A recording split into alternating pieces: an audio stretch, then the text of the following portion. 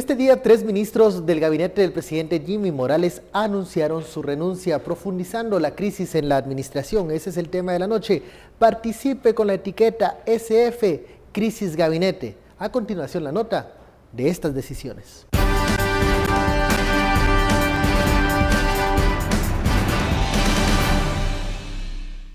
La crisis se agudiza en el gabinete de Jimmy Morales. Mientras el presidente permanece en Estados Unidos, 3 de sus principales ministros de gobierno renunciaron de manera conjunta. En este comunicado, la ministra de Trabajo, Aura Leticia Teleguario, el ministro de Finanzas, Julio Héctor Estrada, y el ministro de Gobernación, Francisco Rivas, oficializaban su salida del gobierno. Junto a Rivas, otros 3 viceministros de Gobernación estarían presentando su renuncia. Después de 3 semanas desde que inició la crisis política, los ministros decidieron dar un paso a un lado al considerar que se han cerrado los espacios para desarrollar sus programas en las respectivas carteras. Con el anuncio, 5 suman los ministros que han salido del gobierno desde el pasado 27 de agosto a raíz de las decisiones del presidente que evidenciaron la oposición contra la impunidad. Bajo ese argumento, la primera en renunciar fue Lucrecia Hernández Mac junto a 3 de los viceministros de Salud, mientras que Carlos Raúl Morales, exministro de Relaciones Exteriores, fue destituido cuando Morales declaró non grato a Iván Velázquez. Ahora se espera que al retornar el presidente Morales acepte las renuncias. Mientras tanto, los ministros permanecerán en sus cargos. Sobre esto, la única postura oficial fue dada por el vocero presidencial Heinz Hyman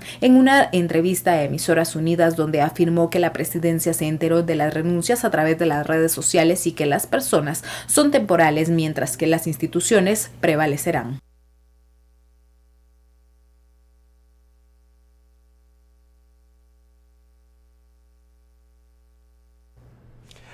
Bienvenidos a Sin Filtro, martes. Tenemos esta noticia que comenzó desde la mañana en Corrillos y luego se confirma en la tarde. La renuncia de 3 ministros integrantes del gabinete del presidente Jimmy Morales. En un comunicado así lo dan a conocer el ministro de Gobernación, el ministro de Finanzas y también la ministra de Trabajo. De eso hablaremos esta noche y de las repercusiones de este comunicado que se publicó en redes sociales.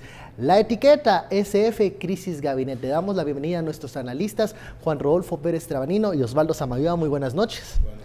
Hay mucho que decir alrededor de esto porque se da en un momento muy particular. El presidente Jimmy Morales se encuentra en Estados Unidos participando de la Asamblea General de Naciones Unidas. También hablaremos de ese mensaje del presidente más adelante, pero el momento en el que se da esta noticia, la decisión de la salida de 3 ministros que algunos llaman pilares del gabinete de gobierno, ¿qué lectura nos hace? ¿Qué consecuencias puede traer esto a la crisis que se agudiza en torno al presidente Jimmy Morales y también al de los diputados? Juan Rodolfo. Este es un evento muy importante y que definitivamente tiene muchas implicaciones.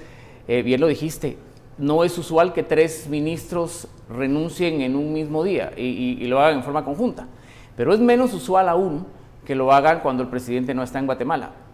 Era tan sencillo como que si la intención de renunciar existía y era una decisión estudiada y planificada y medida, pues solo habría que esperar 24 horas que el presidente viniera a entregarle la renuncia y tener una salida programada del cargo.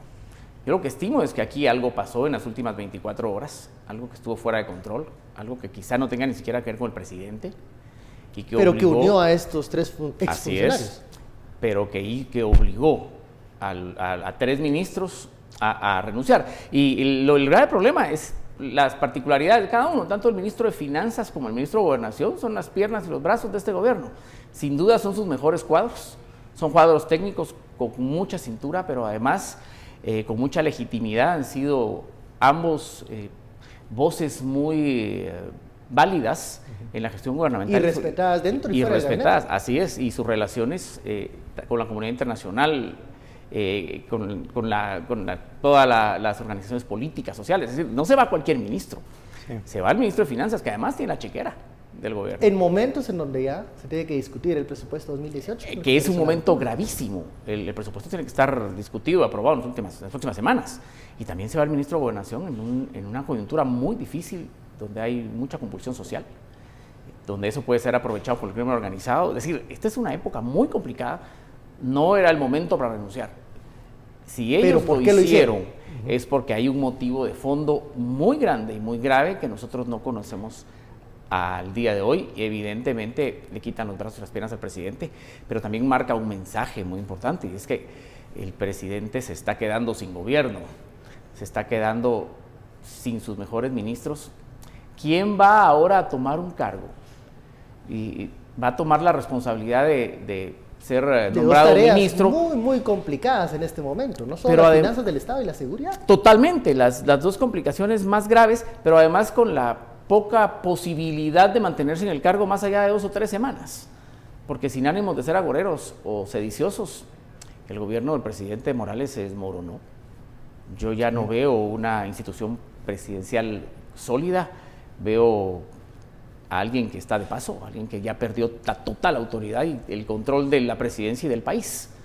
Entonces veo que va a ser muy poco probable que estos cargos puedan ser llenados por personas con un alto nivel académico o de experiencia. Ese es uno de los grandes miedos, ¿no? Así es, porque al final nadie con un buen perfil personal se va a atrever a aceptar un cargo en un gobierno totalmente desacreditado, desgastado, con tan bajos pronósticos de mantenerse en el tiempo, y además en una coyuntura tan difícil. Osvaldo, sí, la lectura de esta novela que comenzó el 14 de enero del 2016, porque es una novela esto que hemos estado viendo, tiene muchas repercusiones en el evento cuando estos 3 ministros renuncian. A mí me parece que hay que sumarle a la exministra de Salud y al exministro de Relaciones Exteriores, porque al final le decían el grupo de los 5, los únicos 5 ministros con conocimientos técnicos sobre lo que sí estaban haciendo. Gracias a ellos articulaba mucho el trabajo del gabinete. Se sostenía el gabinete con estos 5 ministros. Se fueron aquellos 2 que ahí cuando renuncia el ministro de Relaciones Exteriores y los 2 viceministros, renuncia la ministra de Salud y sus viceministros, renuncia el ministro de Gobernación y sus viceministros, renuncia el ministro de Finanzas, empiezan a renunciar los viceministros también. Quiere decir que no solo se van estos cuadros técnicos que le daban soporte al gobierno, sino se está yendo la gente también de que estaba abajo dirigiendo otra parte de la cartera. ¿Quién quiere o quién va a tener el reto de asumir esas carteras? Esa es una de las preguntas.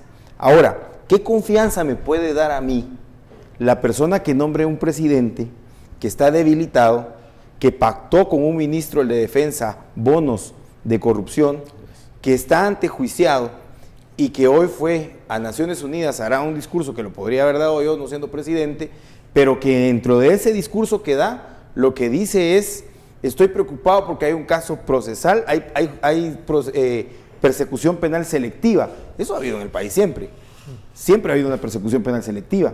Ahora lo dice, ¿por qué? Porque él también está involucrado en un proceso de investigación. Es decir, bajo esos criterios, yo creo que no hay ninguna persona con 2 dedos de frente que acepte un cargo en el gobierno. Y entonces genera una crisis de fondo, porque lo que se tiene que buscar aquí es un recambio. Vámonos al escenario de que no conocemos qué pasó en estas 24 horas, que se planteaba muy bien. ¿Qué decisiones está tomando el presidente en funciones actual que haya podido acelerar la salida de los 3 ministros? No haber esperado que regresara el presidente. ¿Habrá el vicepresidente tomado alguna decisión? Que acelerara esta decisión que acelerara esta decisión, o los habrá querido empujar a hacer algo. Son cosas que nos van a quedar ahí de dudas, pero que hay que tenerlo presente, porque los 3 aceleraron esta salida. Ahora, de forma cuando uno lee el comunicado que se publica este día con la foto de los 3 ministros, la foto que tenemos acá atrás, creo que hay luces de lo que ustedes están mencionando. Ellos dicen: hace 3 semanas inició una crisis política que nos hizo reflexionar sobre la continuidad al frente de nuestros cargos dentro del gabinete de gobierno. En ese entonces sale solo la ministra de Salud, Lucrecia Hernández, Enrique Godoy, por ejemplo, que me recuerdo otro nombre, que fue cuando declaró non grato a Iván Velázquez. Continúa el comunicado y dice: en esa oportunidad coincidimos que aún había espacio para continuar con los temas importantes para la población y que están bajo nuestra responsabilidad, mencionan los ministros. Sin embargo, derivado de la evolución de los acontecimientos recientes en el país, somos del criterio que tales espacios de oportunidad para realizar nuestros programas de trabajo se han cerrado rápidamente. 2 palabras: recientes y rápidamente. Cuestiones, hechos, órdenes tal vez, que han apresurado la salida de los ministros en una situación atípica. Aún son ministros porque les tienen que aceptar la carta de renuncia, ¿no es así, Juan Rodolfo? Así es. No obstante que renunciaron, las renuncias tienen que ser aceptadas, tienen que esperar en todo caso que sean sustituidos en el cargo, si no incurrirían en un delito, porque estarían abandonando un cargo público. Yo no sé si el presidente va a aceptar su renuncia. Yo eso lo veo complicado. Si yo fuera el presidente no la aceptaría bajo ninguna circunstancia. No solo porque son sus mejores cuadros, los que más credibilidad le han dado al gobierno, que tiene muy poca credibilidad en sí misma, sino además porque la coyuntura del país es importantísima. El presupuesto es ya y la seguridad es de todos los días. No es más que en esas circunstancias, ¿no? Claro, no es que subestime la importancia de la ministra de Trabajo, que ha hecho una excelente función. Ella es tal vez igual, tiene mucha credibilidad y alguien que ha hecho bien su trabajo, también que no se ve. Un ministro de Trabajo es bueno cuando no se mira, porque eso implica que ha logrado mantener el equilibrio entre trabajadores, sindicalistas, patronos, etcétera, que es una cartera complicada. Se ve cuando lo hacen mal, porque entonces vemos polarización. Pero es que es muy particular el caso de finanzas y el caso de gobernación. Esto tiene que ver con la plata del Estado y con la seguridad de todos los días. Insisto, en un momento de crisis, yo no creo que vayan a ser sustituidos. Si yo fuera el presidente, tendría que venir, sentarme con ellos, arreglar los entuertos y pedirles que se mantengan en el cargo el tiempo posible para que o la crisis baje o esperemos un eventual cambio de gobierno. Lo que sí es que necesitaríamos explicación de estos sucesos que rápidamente les cerraron los espacios para trabajar. Sí, esa es una explicación que necesitamos. Ahora, aquí hay un escenario colateral, digamos, que surge. La interpelación al ministro Rivas ha perdido oportunidad en el Congreso, desde el punto de vista que no tiene sentido seguir interpelando a un funcionario que ha renunciado. Eso destrampa la agenda legislativa. Y frente a la solicitud que hacen hoy algunos jefes de bancada de volver a conocer el antejuicio del presidente, lo pone como primer punto en agenda del Congreso. Digamos, la agenda del jueves ya no tiene esa interpelación y debería de conocer el tema de la interpelación. Ese es un efecto colateral que puede tener esto. Y que si el Congreso, en los ánimos de lavarse la cara, yo diría los 107 diputados, porque hay diputados que sí fueron coherentes con su... si el Congreso, en ese ánimo de lavarse la cara, revierte aquella votación, revierte esa y votación, entrega a la cabeza del presidente. Correcto. Entonces ahí el escenario ya también se configura que el presidente tendrá que poner a disposición su cargo. Pero yo insisto en algo. Yo insisto en que no solamente es de desarmar todo el Congreso y el Ejecutivo, porque no podemos quedarnos solo así. Lo que sí tenemos que ser prudentes o pedirle a los 3 ministros que han renunciado es que si el presidente no les aceptara el cargo, sean transparentes en decirle a la población y comunicar de forma efectiva qué eventos les habían motivado a esta renuncia, porque la población les puede dar un soporte. Totalmente. La población nos puede respaldar y darle legitimidad para resistirse. Yo no quiero creer que estamos renunciando porque recibimos alguna orden ilegal, ¿verdad? Y para no desgastarnos en decir, me opongo a esta orden ilegal, mejor renuncio, ¿verdad? Pero si ellos no les aceptan la renuncia, lo mejor es respaldarse en la población. Totalmente, es su mejor salida y el mejor soporte que pueden tener. Porque si hubo órdenes ilegales, aunque ellos se hayan resistido a cumplirlas y prefirieron renunciar al cargo, pero tienen que mantenerse ahí, eso les quita credibilidad y es una credibilidad que se han ganado en 2 años. Claro. Y yo creo que... Es una posición difícil, es un dilema. Es un dilema muy complicado. Lo que está pasando en el país es grave, ya lo habíamos advertido. Esta es la crónica de un antejuicio anunciado, no obstante que el Congreso en su momento protegió al presidente y podría seguir protegiéndolo. Yo dudo mucho aún que se consigan los 105 votos para desaforar al presidente el jueves. Es muy difícil, no obstante que los diputados... Pero ellos buscan miedo. zafar algún tipo de presión en este momento. Quieren una válvula de escape, porque la presión contra el Congreso está en máximos, no digamos mañana, no sé cómo va a estar, pero sí ha estado alta en contra de ese organismo legislativo. Totalmente, y tampoco creo que haya una relación de lealtad entre el Congreso y el presidente. Lo que hay es una relación de conveniencia y esa conveniencia pudo haberse acabado ya. Pero aún así es muy breve el tiempo, no sé qué se va a mover en el Congreso. Lo que sí yo puedo ver sin mucho temor a equivocarme es que si no se consiguen los 105 votos para el jueves, serán para el martes o para el siguiente jueves, y si no es este antejuicio va a ser otro. En la medida que el Congreso... Ojo con lo del cobro de los 50,000, Por ejemplo, porque ahí podría haber un peculado por sustracción. Mucho había un acuerdo interno, pero si el acuerdo era ilegal, nadie dice que se podría iniciar una persecución penal por peculado. Y esto complica mucho. Es un tema difícil.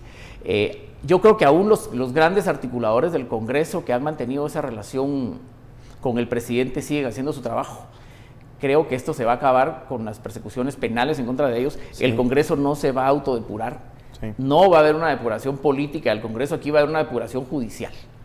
Bueno. Y no contra todos los diputados, pero sí por lo menos contra sus principales articuladores. Vamos al corte. 40 que están antejuiciados, Los ¿no? 40 que ya tienen antejuicio. Bueno, vamos al primer corte de la noche. La etiqueta SF Crisis Gabinete. Regresamos luego de la pausa.